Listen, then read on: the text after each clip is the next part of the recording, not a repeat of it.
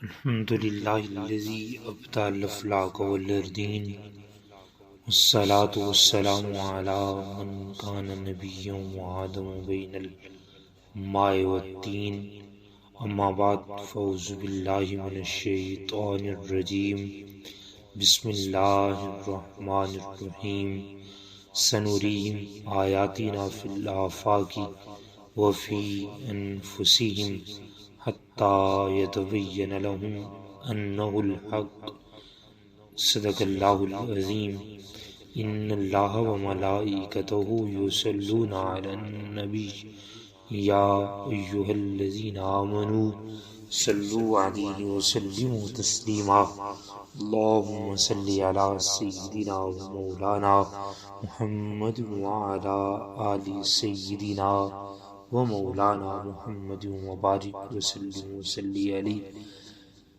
الصلاۃ والسلام علیک یا سیدی یا رسول اللہ۔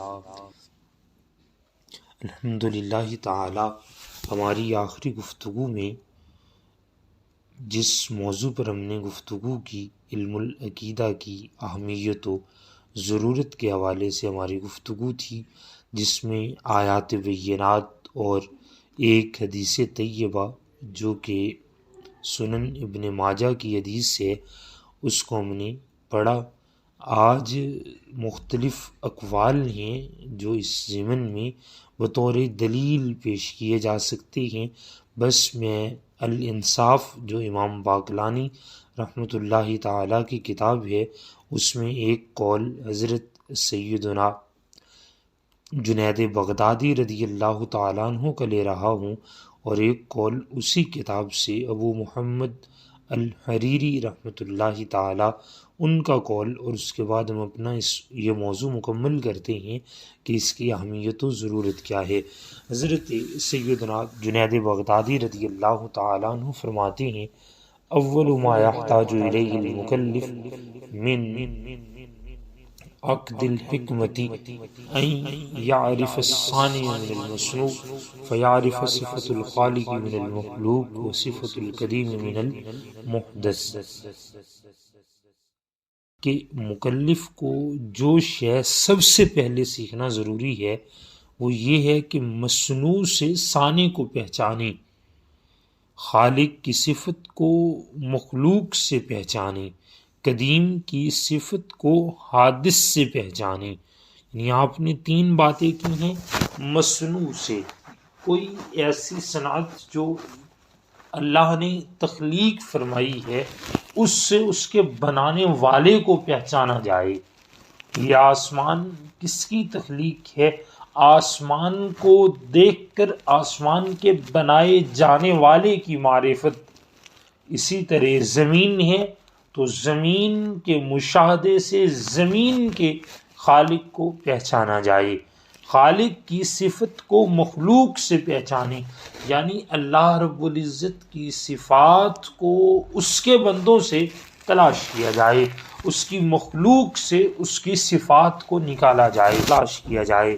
اسی طرح قدیم کی صفت کو حادث سے پہچانے، کہ روز ازل سے آج تک کائنات ایک پیرا فریم میں بنی جڑی چل رہی ہے۔ اللہ رب العزت نے ایک سانچہ جس میں انسان کو ڈالا گیا اس کو تیار کیا، یعنی ایک انداز میں ساری مخلوق کو تخلیق فرمایا۔ لیکن دیکھیے کہ آدم علیہ نبینا علیہ السلام سے لے کر آج تک کے ہر انسان کے جسمانی خد و خال کو مختلف رکھا گیا، اس کی شکل و صورت کو مختلف رکھا گیا۔ یہ جو تخلیق ہے رب کریم کی روز اول سے آج تک چل رہی ہے، اس سے اس کی قدامت کا بھی پتہ چلتا ہے، اس کے قدیم ہونے کا بھی پتہ چلتا ہے، اور اس کی تخلیق سے اس کی صفات کا پتہ چلتا ہے، اور اس کی صفات سے اس کی ذات کی معرفت حاصل ہوتی ہے۔ امام ابو محمد الحریری رحمۃ اللہ تعالی فرماتے ہیں، من لم یکف علی علم التوحید یشاہدہ من شواہدہ، اللہ تعالیٰ کے شواہد کا مشاہدہ کرنے کے بعد جو علم توحید کی واقفیت نہیں رکھتا، یعنی اللہ رب العزت کے شواہد کا مشاہدہ بھی کرتا ہے، اللہ کے ہونے کے دلائل کا مشاہدہ بھی کرتا ہے، کائنات کی انوار و تجلیات کا منظرنامہ بھی دیکھتا ہے، مگر وہ اس سے واقف نہیں ہے۔ ذلت بھی قدم الغرور فی محوات تلف، فرماتے ہیں او تلف کہ جو اللہ کے شواہد کا مشاہدہ کرنے کے بعد بھی علم توحید کی واقفیت نہیں رکھتا، اس کے قدم خواہش پرستی کی گھاٹی میں پھسل جائیں گے، یعنی وہ خواہشات کی دنیا میں اپنے نفس کی دنیا کا غلام، اپنے نفس کا غلام بن کے ہدایت سے منحرف ہو جائے گا۔ تو یہ دو اقوال میں نے ذکر کیے، ایک حضرت جنید بغدادی کا ہے، ایک ابو محمد الحریری کا ہے، اور اس بات پر دال ہیں کہ علم کلام در حقیقت ذات خدا کی معرفت تک کا سفر ہے۔ اس کے بعد ہمارا، چونکہ میں نے پیچھے ذکر کیا تھا کہ دو اسکول آف تھاٹ ہیں، ایک ہمارے پاس امام اشعری رحمۃ اللہ تعالیٰ کا اور ایک امام ماتریدی رحمۃ اللہ تعالیٰ کا۔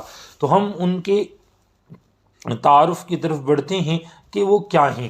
دین کے احکام کو، شریعت کے احکام کو دو قسموں میں تقسیم کیا جاتا ہے۔ ایک ایسے احکام جن کا تعلق عمل سے نہیں بلکہ اعتقاد و یقین سے ہے، ان کو علم العقیدہ کہا جاتا ہے، اور دوسرے وہ احکام جن کا تعلق عمل سے ہوتا ہے، ان کو علم الفقہ اور مسائل و احکام شرعیہ عملیہ کہا جاتا ہے۔ فقہ میں پھر آگے 4 اسکول آف تھاٹ ہیں۔ علم فقہ کی مزید 4 شاخیں ہیں، فقہ حنفی ہے، فقہ شافعی ہے، فقہ حنبلی اور فقہ مالکی۔ فقہ حنفی کے بانی امام اعظم ابو حنیفہ نعمان بن ثابت، آپ کا وصال 150 ہجری میں ہوا تھا۔ پھر امام شافعی رحمۃ اللہ تعالی، انہوں نے فقہ شافعی کی بنیاد رکھی۔ امام محمد بن ادریس الشافعی 204 ہجری میں آپ کا وصال پرملال ہوا تھا۔ پھر فقہ حنبلی ہے، اس کے معنی حضرت امام احمد بن حنبل رحمۃ اللہ تعالی، آپ کا وصال 241 ہجری میں ہوا تھا۔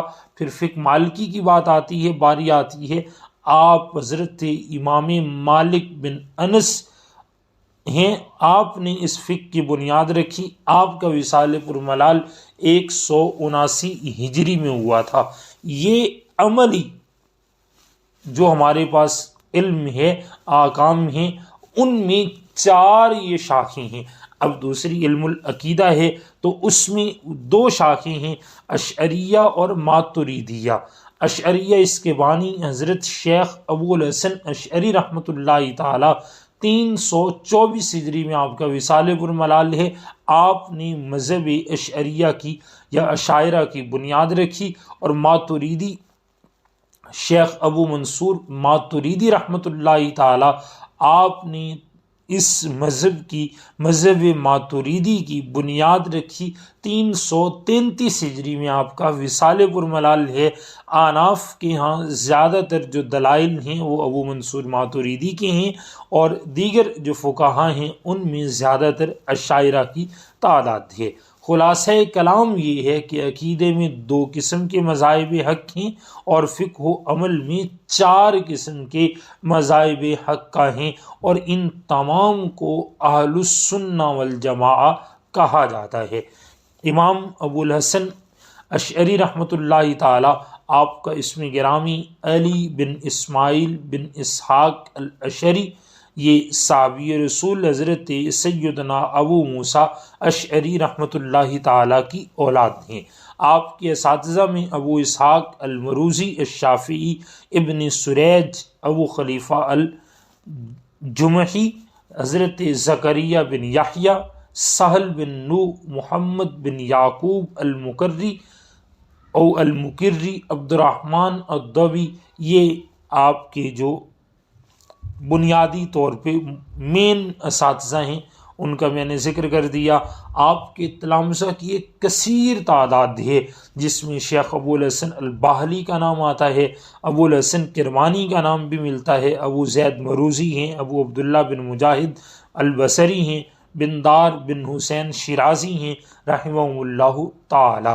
آپ نے بہت سی کتابیں تصنیف کی، بنیادی طور پہ جو آپ کی معروف کتابیں ہیں، کتاب آپ کی ہے خلق الاعمال، الصفات، الابانہ عن اصول الدیانہ، مقالات الاشعریین اور العمد فی الرؤیا۔ یہ آپ کی چند بنیادی کتابیں ہیں۔ آپ کے خصائص، آپ کی سیرت اگر آپ کے حوالے سے گفتگو کیا جائے تو بات بہت لمبی ہو جائے گی۔ شیخ ابو الحسن باہلی رحمۃ اللہ تعالیٰ کے شاگرد ابو اسحاق اصفرائینی فرماتے ہیں کہ میرا علم میرے شیخ کے مقابلے میں ایسے ہے جیسے ایک قطرہ سمندر کے مقابلے میں ہے، اور شیخ باہلی کا علم ان کے اپنے استاذ امام ابو الحسن اشعری کے مقابلے میں ایسے ہے جیسے ایک قطرہ سمندر کے مقابلے میں ہوتا ہے۔ تو یہ حضرت امام ابو الحسن اشعری رحمۃ اللہ تعالی ہیں۔ آپ بے مثال علم کے مالک تھے، بے پناہ حافظے کے مالک تھے۔ 324 ہجری میں آپ کا وصال پرملال ہوا۔ اگر آپ مزید اس کی تفصیل پڑھنا چاہیں تو طبقات الشافعین لابن کثیر پہلی جلد میں حضرت امام ابو الحسن